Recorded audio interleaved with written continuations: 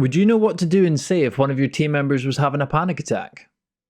That's exactly what we're going to cover in this episode, showing you what a panic attack is, what you can do, what you can say to be able to support someone.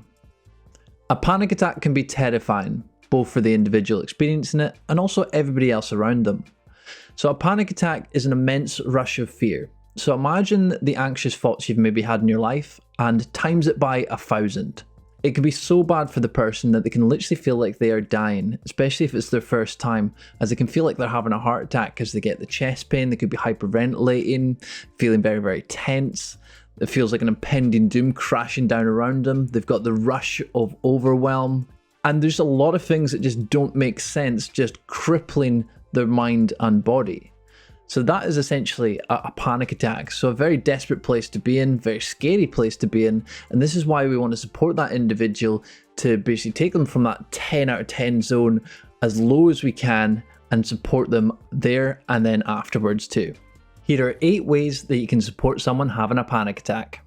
Take charge of the situation, telling everybody to get back so the person has plenty of room. And when we're approaching them, we want to remain calm, relaxed and reassuring throughout the whole situation. Assess the risk, because a panic attack can look like a heart attack. So it's important to know the key differences. So if we look at chest pain, a panic attack will be sharp and stabbing like a knife, whereas a heart attack will be more of a squeezing, crushing sensation, like an elephant sitting on their chest. So you can ask the question, with this chest pain you're experiencing, is it a squeezing, crushing sensation or sharp and stabbing? Also, where the pain is. So with a panic attack, it will usually stay within the chest region, whereas with a heart attack, it can go from jaw, neck, shoulder, arm, abdomen, back, and other areas of the body. So you can ask, where is your pain right now? And you can see if it is in other areas. Also, what did they do before? So usually a panic attack can come out of nowhere, maybe triggered by a thought, whereas a heart attack is usually followed by some form of physical exertion. Also with a panic attack, some of the symptoms will start to subside after a period of time, whereas a heart attack will maintain or potentially get worse. So it's important to know the key differences there, and if you're unsure in the situation, always phone 999. Ask them if they can move to a quieter, private setting where they can just take some time out. Because in an office environment, they're going to have a lot of eyeballs on them, which can put a lot of pressure on them, making their symptoms worse. So we just ask the question, would you be able to join me in a quiet room where we can just take some time out? If they say yes, great. If they say no, we just have to handle the situation at the point they're in. So ask the question if they can move to a private setting. Provide reassurance, because this person is going to feel terrified, unsure of what's going on, and they can literally feel like they're dying. So it's important for us to reassure them that we're going to support them as best as we can, reassure them that we're going to stay with them until further help arrives, and also reassure them that if they think they're having a heart attack, to explain that the symptoms don't indicate a heart attack and they may be experiencing a panic attack. And we can phone NHS 111 to also confirm this and provide reassurance. So always provide reassurance. Ask supportive questions. So for panic attacks, I have my top 4. So number 1 is, have you experienced thoughts and feelings like this before? And if they tell you that they have, you can ask them what helped them in the past. Number 2, what do you feel that you need right now to keep yourself safe? So they may say certain things like, I need to see a certain person, go to a certain place, do a certain activity, and anything else that has a positive stimulus for them. Equally with number 3, we can ask, what do you feel that you should avoid right now? And they may say things like, I need to avoid certain people, I need to avoid certain activities, certain place, alcohol, social media, and anything else that has a negative stimulus for them. And then with number 4, we can ask, do you have a trusted person that we can contact right now who could support you? And they may say a friend, a family, a professional, or anyone else.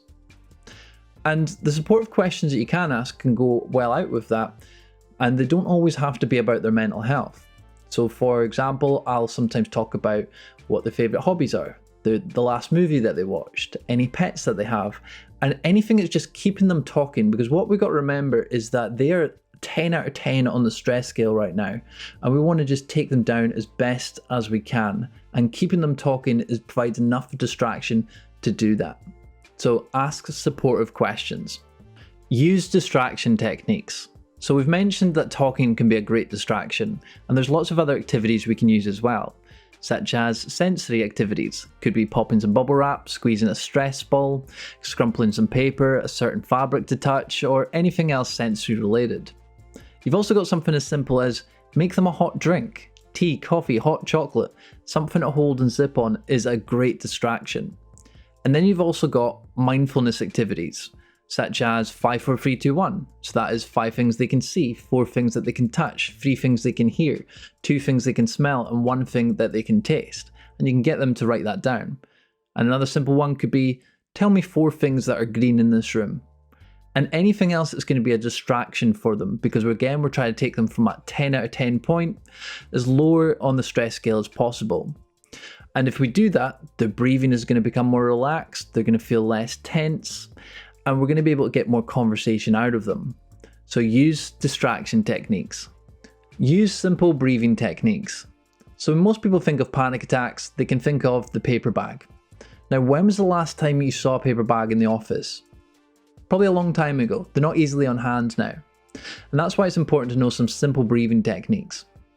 So what I like to do is I ask them to breathe in for their nose and out for their mouth 5 times. I get them to control the pace. I don't control it at all. I get them to do it 5 times, and if they feel okay, then I'll get them to do it another 5 times, and then after that, maybe 10, and as long as needed until their heart rate comes down, until their breathing rate comes down, and that they can feel more relaxed. Now, if they are struggling to get their breathing under control and they're hyperventilating, I might ask them to clasp their hands over their nose and mouth like so, and then just breathe as comfortably as they can. So we're always trying to just take their heart rate down, take their breathing rate down, and use simple techniques that are easy to follow. So use simple techniques. Encourage professional support. So if they're in a position to do so, we can encourage professional options such as their GP, especially if it's the first time having a panic attack. And depending on what they said in the conversation, we can also recommend other services such as the Samaritans, breathing space, or anything else relevant. And when we're given the information, we don't just tell them to go Google it. We give them the name, the number, the website, and all the contact details so they can easily access it with us or on their own. So always encourage professional support. So those are my 8 steps to support someone having a panic attack. Just remember, if you're unsure of the risk, always phone 999. And if you're wanting help for this situation, phone NHS 111. So I do hope this video has been useful, and if it has, please like, comment and share, as it helps more managers to know what to do and say. And if you're looking for any mental health training for your management team, please contact me at matt@claritywalk.co.uk, or you can visit our website www.claritywalk.co.uk/training. Again, thank you so much for watching, and I'll catch you on the next one. Thank you.